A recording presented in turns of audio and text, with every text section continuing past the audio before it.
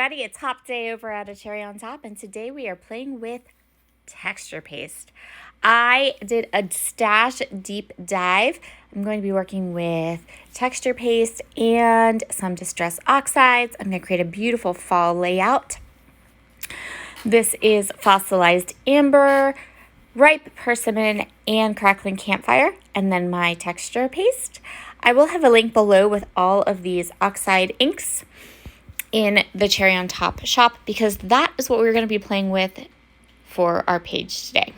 I wanted to share with you some really cool ways that we could use texture paste through a stencil. So I have two stencils here. One is a stencil from Catherine Pooler, and then one is just a basic mask stencil. Lots of companies will make these. Lots of manufacturers have these like basics stencils that have like circles or ovals. They're mostly sized for card bases, but we're going to use them in a totally different way. So the Catherine Pooler stencil is 6x6, but I wanted to make little kind of floating circles across my page. So I layered the two stencils together, and then I'm going to go ahead and we're going to color some texture paste. I have my mixed media mat board out, so I'm going to start by smooshing down some Distress Oxide ink onto my board. The texture paste I'm going to be using today is Whipped Spackle by Faber-Castell. Initially, I had wanted to use my Tim Holtz grip paste, but I opened it up and it had dried out completely. So note to self, texture paste does have a shelf life. It will expire, so do not purchase it and hoard it because you'll have problems. My Whipped Spackle was still good, so that's the one I'm going to use. But there are so many different kinds of texture paste. There's also embossing paste and molding paste. And I will be reviving my texture paste supply next month with my design team order from A Cherry on Top. So I'm just going to go ahead and grab my texture paste right now, and you can see that I am mixing it into that ink I smushed on my media board. Now, I made too much of the crackling campfire texture paste. I just got too big a blob of it there. That's okay though. We're just going to work with it. Now you can see that when you mix texture paste with Distress Oxide inks, you get something that is lighter. You don't want to add more oxide ink than this, because if you do, you're going to end up with something that's not texture paste. It'll be too thin and it will kind of smoosh into your stencil and cause bleeding, and you want to kind of keep that texture paste as stiff as you can. Another great way to color texture paste is to color it with a re-inker, but again, like one drop, because you really don't want to make your paste too runny. I'm making my stenciled circles multicolored, so I'm adding in some yellow, but then I'm also adding in some of the orange so that this circles have multiple colors and kind of different tones and looks to them, so that none of the circles are going to be solid colors. I did about 3 circles, and then I had to step away, clean my stencil brush, clean my stencils, and then retape my stencils down after they had been dried, just because they were getting too goopy and I did not want to end up with bleeding outside of my stencil. I kept my stencil circles to the bottom portion of my page, and I also allowed some of the stencil work to go off the edge of the page. This allows for movement, and I knew that I wasn't going to be adding anything that I was going to be adding some paper and other elements to the top portion of my page, so I kind of just left that empty and blank. Once I was happy with the stenciling, I'm going to put it off to the side and let it dry completely. And then I'm going to grab my Misty and we're going to play a little bit more with those Distress Oxide ink colors. I'm going to use this red rubber stamp from Catherine Pooler. I am putting the red rubber stamp into the bottom portion of my Misty, and I'm going to take out the pads. And then I'm going to go ahead and ink up the red rubber stamp. I just put a little bit of Sizzix Maker's Tape on the back of my cardstock. And the cardstock is just cut to 6x6. I am taking all 3 of those Distress Oxide ink colors. I really love these colors for fall. They're a beautiful, beautiful mix for fall. And I wanted to really feature these colors on my page today. I'm going to go ahead and ink that stamp set up really good. Mist it with a little bit of water, and then I'm going to stamp it. So this is really, really nice, heavy, thick cardstock. Basil Marshmallow would work well, something in the 100-pound range or even 110 pounds because you are adding a bit of water to it. Using my Stampin' Bug to get a great impression, and I'm going to peel this off. And then we have this kind of gorgeous watercolory sweater print pattern on that paper. And I'm just going to set that aside. That I'm going to give the inks time to dry and also time for all that beautiful splatter and the ink to kind of soak into the paper. Next, after everything is dry, and look at how gorgeous that stamped pattern turns out, we are going to go ahead and I am going to take a blending brush and my 3 Distress Oxide ink colors. And I'm going to go ahead. At first, I thought I was going to leave the middle area of the circles the same, leave them white like you can see with that yellow one. But I quickly decided I didn't like that. And I just wanted to get into the middles too. So I'm going to go and I'm just taking a blender brush and those same 3 Distress Oxide ink colors. And I am filling in the middle of my starbursts to kind of give them a little bit more pop. I really, really like how these turned out. And I really like going ahead and using a Distress Oxide ink over top of the already dried medium just to accentuate that color and make the color a little bit brighter and bolder. Next up, we have a bit more stamping. I know. So you can see me drawing a line there. What I want to do is I want to cluster a bunch of leaves across that line.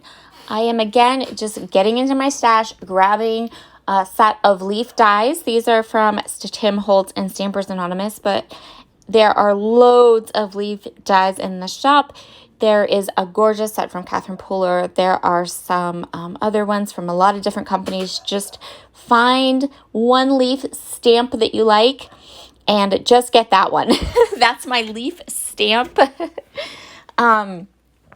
shopping recommendation. I don't have a lot of leaf stamps. I have 1 or 2 that are just my go-tos.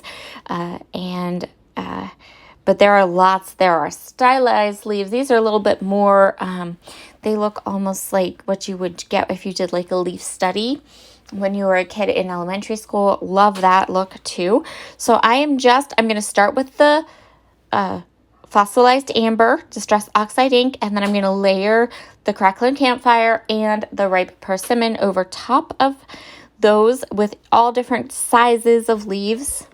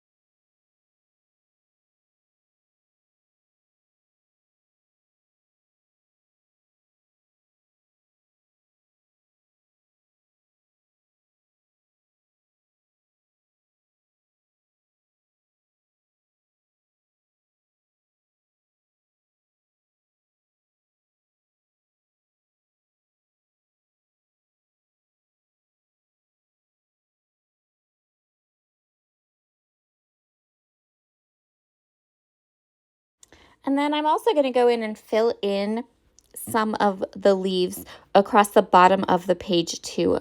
Random, I didn't want a ton of leaves down there. Remember, I'm going to have my photo down there. My title's going to be down there. I do have some journaling, and my journaling is going to be down there. So I'm going to have lots of things going on this page, and I don't need a ton of the leaves around the bottom, but I did want a few here and there. And so I'm just going to place them kind of randomly in different areas where I think that they look good. Usually, I think while I was creating this, what I did was I did one of the colored leaves, and then I just took that leaf and kind of popped it around in 2 or 3 spots across the bottom too. This stamp set kind of lends itself well to like a messy leaf look, which I really like.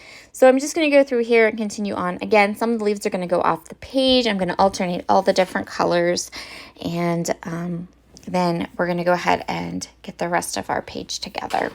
And this is what our finished kind of mixed media background looks like.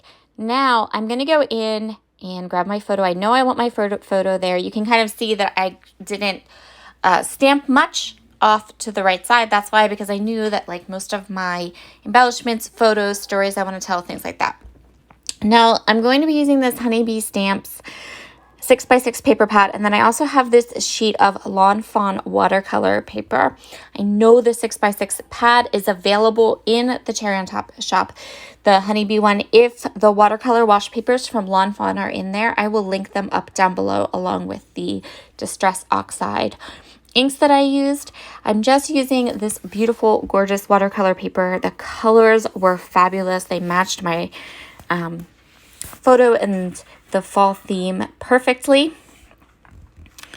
I tore my paper, so I have 2 strips of torn edges, and I'm going to go ahead and put those torn edges right across the top of my page. I really liked the white torn edge. I thought it set off the other kind of white background and white tones of this page, so I'm not going to add any ink or anything to it, but I did want to kind of layer it up, those torn edges. I love layered torn edges. I think that they look just really fun, a little unexpected, but just really fun. I really, really like that look. So then I'm just taking my finger and kind of just mushing the torn edge up.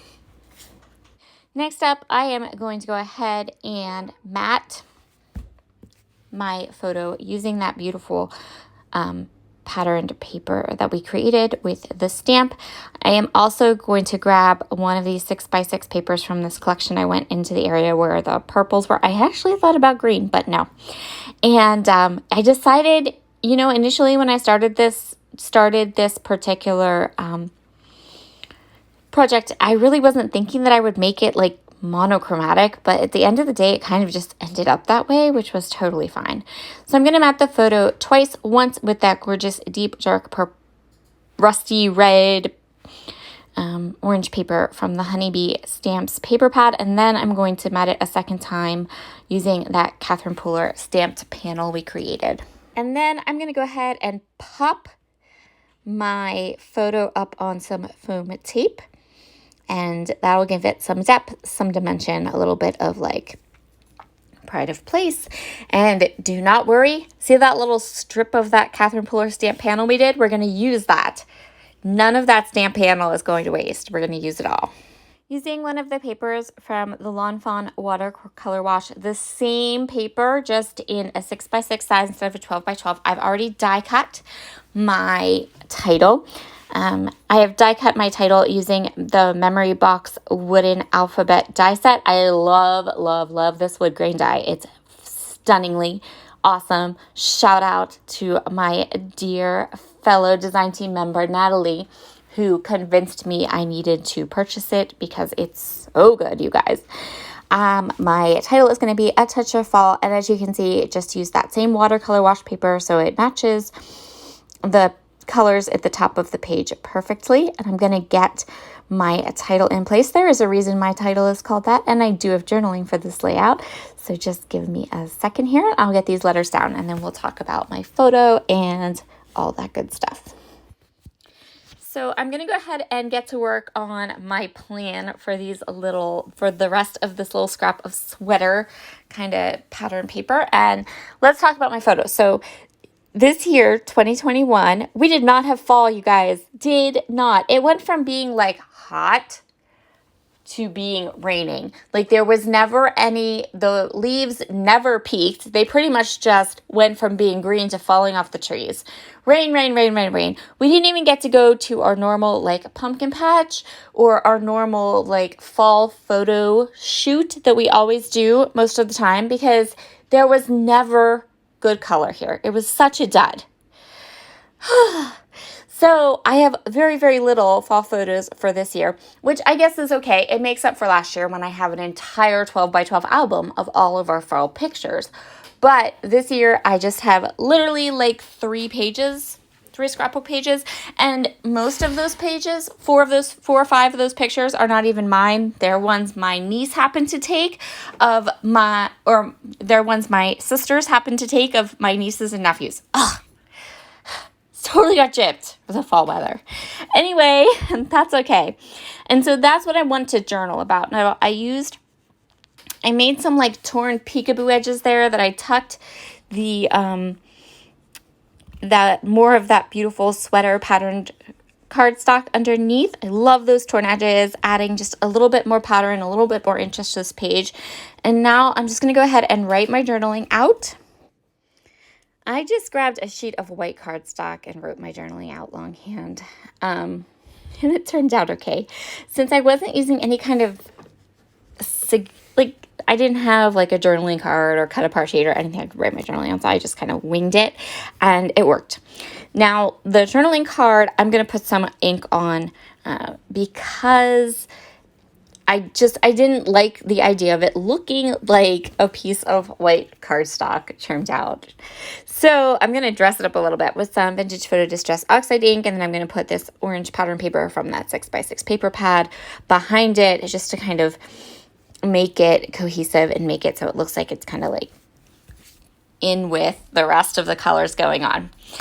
Don't forget to leave a comment down below and to check out all the videos on this amazing hop. There is a theme going on. Let's see if you can find it. See if you notice what's going on with all of our videos. We did it completely by accident, except that I kind of planned it after I saw everyone else's projects. Please be sure to head over, check out Jill. She has a really, I love the stenciling she did for her project. Natalie always knocks it out of the park. Jessica over at A Cherry on Top, their YouTube channel, she has a gorgeous, gorgeous heritage layout. My heritage girls, go check out Jessica's layout. Over at A Cherry on Top, she did a heritage photo and it looks really, really sweet. And that's where I put my journaling. I mean, you're watching the video. You can see, right? And that's where we're going to call this layout done. Here are all the close-ups. Make sure to head over and comment on all the videos for a chance to win a gift certificate to A Cherry on Top. Have a fabulous Monday, November 1st, and I'll talk to you all again soon. By the way, how's it November already?